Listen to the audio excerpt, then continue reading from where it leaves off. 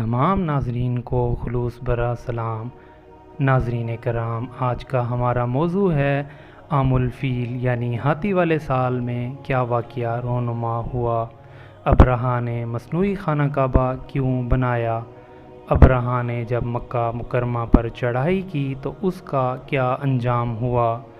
हज़रत अब्दुल मुत्तलिब का चढ़ाई के वक़्त रद्द अमल क्या था? तो आइए बढ़ते हैं मौजू की तरफ। आमुल फ़ील यानी हाथी वाले साल को इस वजह से हाथी वाला साल कहा जाता है कि अबरहा ने हाथियों के साथ मक्का मुकरमा पर चढ़ाई की थी। अबरहा यमन का एक ईसाई हाकिम था। हज के दिनों में उसने देखा कि लोग बैतुल्लाह का हज करने जाते हैं। उसने अपने लोगों से पूछा, ये लोग कहाँ जाते हैं? उससे जवाब मिला, बैतुल्लाह का हज करने के लिए मक्का जाते हैं। उसने पूछा, बैतुल्लाह किस चीज़ का बना हुआ है? उसे बताया गया, पत्थरों का बना हुआ है। उसने पूछा, उसका लिबास क्या है? बताया गया, हमारे यहाँ से जो धारीदार कपड़ा जाता है उससे उसकी पोशाक तैयार होती है। अबरहा ईसाई था। सारी बात सुनकर उसने कहा, मसीह की कसम, मैं तुम लोगों के लिए इससे अच्छा घर तामीर करूँगा। इस तरह उसने सुर्ख, सफ़ेद, जर्द और सियाह पत्थरों से एक घर बनवाया। सोने और चांदी से उसको सजाया। इसमें कई दरवाज़े रखवाए। उनमें सोने के पत्थर जड़वाए। उनके दरमियान जोहर लगवाए। इस मकान में एक बड़ा सा याकूत लगवाया। पर्दे लगवाए। वहाँ खुशबुएं लगाने का इंतज़ाम किया। उसकी दीवारों पर इस कदर मुश्क मला जाता था कि वो सियाह रंग की हो गईं। यहाँ तक कि जवाहिर भी नज़र नहीं आते थे। फिर लोगों से कहा कि अब तुम्हें बैतुल्लाह का हज करने के लिए मक्का जाने की ज़रूरत नहीं रही। मैंने यहीं तुम्हारे लिए बैतुल्लाह बनवा दिया है, लिहाजा अब तुम इसका तवाफ़ किया करो। इस तरह कुछ कबाइल कई साल तक उसका हज करते रहे, इसमें एहतिकाफ़ करते रहे, हज वाले मनासिक भी यहीं अदा करते रहे। अरब के एक शख्स नुफ़ैल ख़शमी से ये बात बर्दाश्त ना हो सकी। वो इस मसनूई खाना काबा के ख़िलाफ़ दिल में कुढ़ता रहा। आखिर उसने दिल में ठान ली कि वो अबरहा की इस इमारत को गंदा करके छोड़ेगा। फिर एक रात उसने चोरी छुपे बहुत सी गंदगी उसके अंदर डाल दी।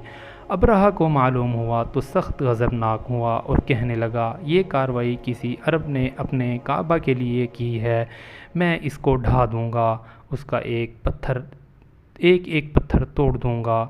उसने शाह हबशा को ये तफसीलात लिख दी। उससे दरख्वास्त की कि वो अपना हाथी भेज दे। उस हाथी का नाम महमूद था। ये इस कदर बड़ा था कि इतना बड़ा हाथी रोए ज़मीन पर देखने में नहीं आया था। जब हाथी उसके पास पहुंच गया तो वो अपनी फ़ौज लेकर निकला और मक्का का रुख किया। ये लश्कर जब मक्का के करीब वो जवार में पहुंचा तो अबरहा ने फ़ौजों को हुक्म दिया कि उन लोगों के जानवरों को लूट लिए जाएं। उसके हुक्म पर फ़ौजियों ने जानवर लूट लिए। इसमें अब्दुल मुत्तलिब के ऊँट भी थे। नुफ़ैल भी अबरहा के साथ उसके लश्कर में मौजूद था और ये अब्दुल मुत्तलिब का दोस्त था। अब्दुल मुत्तलिब उससे मिले, ऊँटों के सिलसिले में बात की। नुफ़ैल ने अबरहा से कहा, कुरैश का सरदार हज़रत अब्दुल मुत्तलिब मिलना चाहता है। ये शख्स तमाम अरब का सरदार है। शर्फ़ और बुज़ुर्गी उसे हासिल है। लोगों में इसका बहुत असर है। लोगों को अच्छे अच्छे घोड़े देता है, उन्हें अतियात देता है, खाना खिलाता है। ये गोया अब्दुल मुत्तलिब का तारुफ था। अबरहा ने उन्हें मुलाकात के लिए बुला लिया। अबरहा ने उनसे पूछा, बताइए आप क्या चाहते हैं?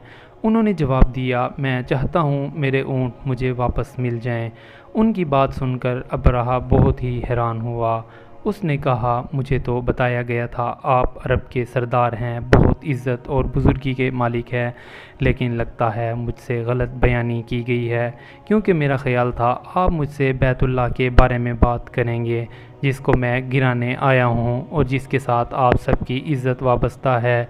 लेकिन आपने इसकी तो सिरे से बात ही नहीं की और अपने ऊँटों का रोना लेकर बैठ गए। ये क्या बात हुई?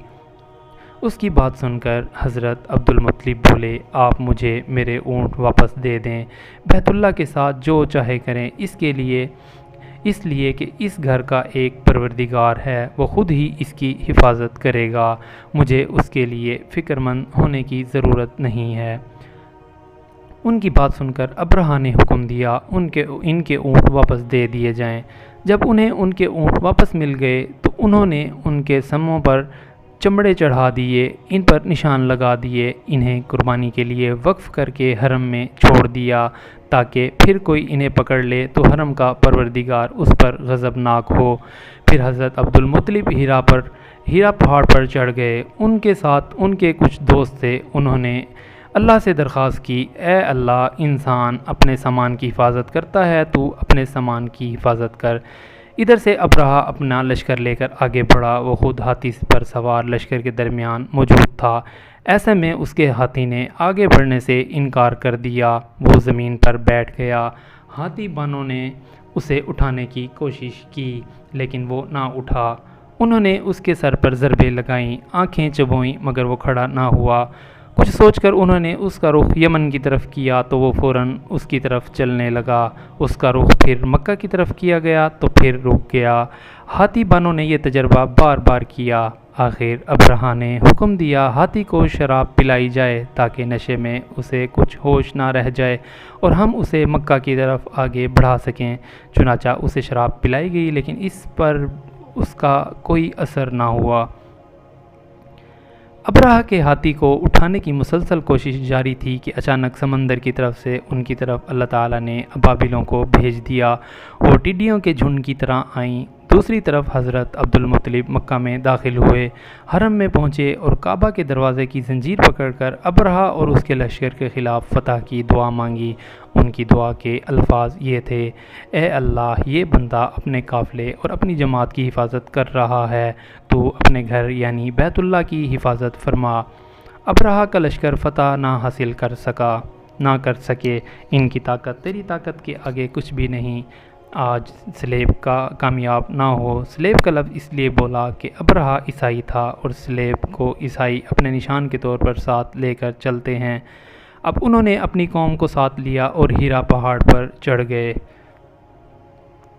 کیونکہ ان کا خیال تھا کہ وہ ابرہہ کا مقابلہ نہیں کر سکیں گے۔ اور پھر اللہ تعالیٰ نے پرندوں کے جھنڈ بھیج دیے۔ یہ پرندے چڑیا سے قدرے بڑے تھے، ان میں سے ہر پرندے کی چونچ میں ایک پتھر کے 3 ٹکڑے تھے۔ یہ پتھر پرندوں نے ابرہہ کے لشکر پر گرانے شروع کیے۔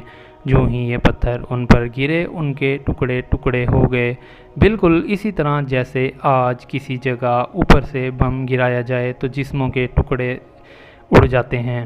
ابرہہ کا ہاتھی محمود البتہ ان کنکریوں سے محفوظ رہا، باقی سب ہاتھی تہس نہس ہو گئے۔ یہ ہاتھی 13 عدد تھے، سب کے سب کھائے ہوئے بھوسے کی مانند ہو گئے، جیسا کہ سورۃ الفیل میں آتا ہے۔ ابرہہ اور اس کے کچھ ساتھی تباہی کا یہ منظر دیکھ کر بری طرح بھاگے، لیکن پرندوں نے ان کو نہ چھوڑا۔ ابرہہ کے بارے میں طبقات میں لکھا ہے کہ اس کے جسم کا ایک عضو الگ ہو کر گرتا چلا گیا، یعنی وہ بھاگ رہا تھا اور اس کے جسم کا ایک حصہ الگ ہو کر گر رہا تھا۔ دوسری طرف حضرت عبد المطلب اس انتظار میں تھے کہ کب حملہ ہوتا ہے، لیکن حملہ آور جب مکہ میں داخل نہ ہوئے تو وہ حالات معلوم کرنے کے لیے نیچے اترے۔ مکہ سے باہر نکلے تب انہوں نے دیکھا سارا لشکر تباہ ہو چکا ہے، خوب مال غنیمت ان کے ہاتھ لگا، بے شمار سامان ہاتھ آیا، مال میں سونا چاندی بے تحاشا تھے۔ لشکر میں سے کچھ لوگ ایسے بھی تھے جو واپس نہیں بھاگے تھے، یہ مکہ میں رہ گئے تھے۔ ان میں ابرہہ کے ہاتھی کا محاوت بھی تھا جو محمود کو آگے لانے میں ناکام رہا تھا۔ کہا جاتا ہے ہمارے نبی حضرت محمد مصطفیٰ صلی اللہ علیہ وسلم اس واقعے کے چند ماہ بعد پیدا ہوئے۔